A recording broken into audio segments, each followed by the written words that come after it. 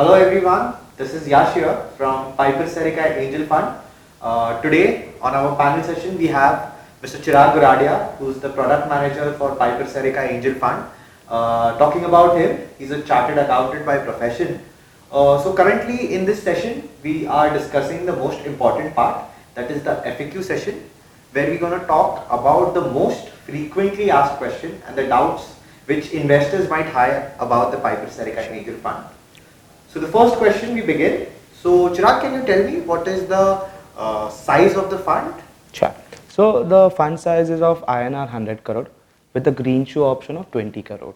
Now, what do you mean by green shoe option? That is, once the fund is filled by 100 crore, it can be extended by more 20 crore. Okay, understood. So once we say that the 100 crore fund, so let's say if an investor wants to enroll themselves into this fund, so what would be the minimum check size or the commitment amount where they can start up with? Correct. So as per SEBI, any investor who is becoming a part of Piper Serica Angel Fund, it has to come up with a minimum amount of INR 25 lakh rupees. Okay, understood. Now, when you say that the minimum amount is 25 lakhs, so if the investor wants to do more, does it has to be in the multiples of 25 lakhs or how does it work? Can you please elaborate? Correct. So like investor can come in after investing 25 lakh rupee, investor can come in with any amount. It can be 25 lakh 500 or 26 lakh 28 lakh, any random number over and above 25 lakh rupee. Okay. Chirag, can you tell me what is the duration of the fund? Sure. So duration of the fund is 10 years. However, it can be extended by 2 more years provided there is 75% consent from the existing investors. Okay. So Chirag, as we discussed about the commitment amount of the investor, so let's say in future if an investor changes his mind and wants to increase his ticket size from 25 lakhs to more, can we make that? Can we make that happen? Correct. Any investor cannot increase their ticket size because the fund is capped at 100 crore, right? So later on it cannot be increased. So let's say we can assume that once the commitment is done, we cannot increase the ticket size. Correct. Okay. Now coming to the part, what type of investors or how many types of investors can be onboard into the fund? For example, let's say we can onboard a residential investors, but can we onboard another investors, types of investors as well? Correct. So there is no limitation in onboarding of investors. It can be individual, it can be partnership, it can be private limited company, LLP or any sort of person, right? And in individual, it can be, we can onboard a resident individual, we can also onboard a non-resident individual. So there is no cap or no prohibition in terms of what kind of person that person is, investor is. So Chirag, let's say after the commitment, how does the payment cycle works? So if the investor has to pay the entire money upfront or then the money is divided over tranches over the period of years? Correct. A very good question. Like a lot of investor might having this question. So the entire commitment amount will be drawn down into the 3 parts. The first 40% immediately.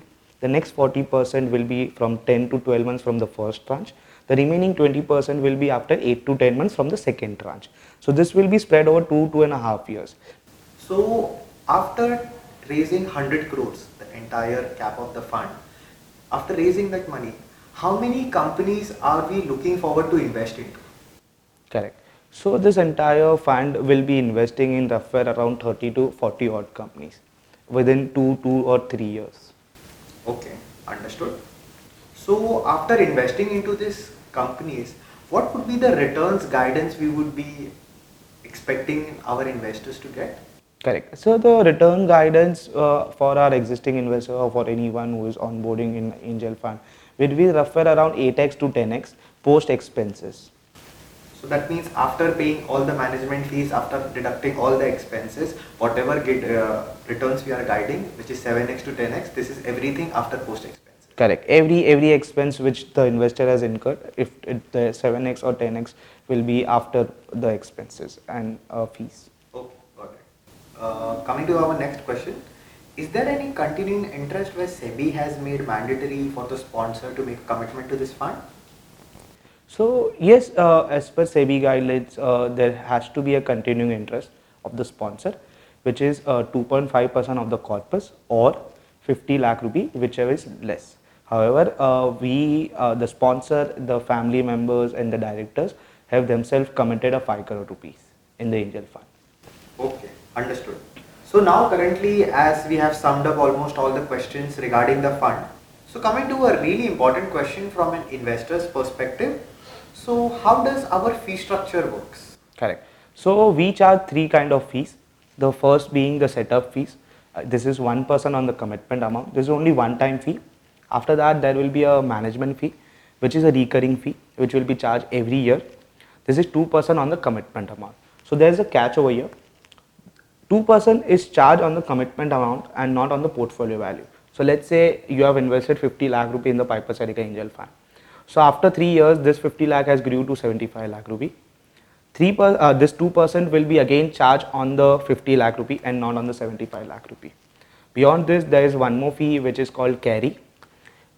In common parlance, it is a performance fee. This is 20%. This will be charged only after we return your principal amount. So basically, this 20% will be charged on the capital gain. So just to give an example, let's say again you have invested 50 lakh rupee. Till the time we have not returned your entire principal amount, till that time we won't charge any kind of carry.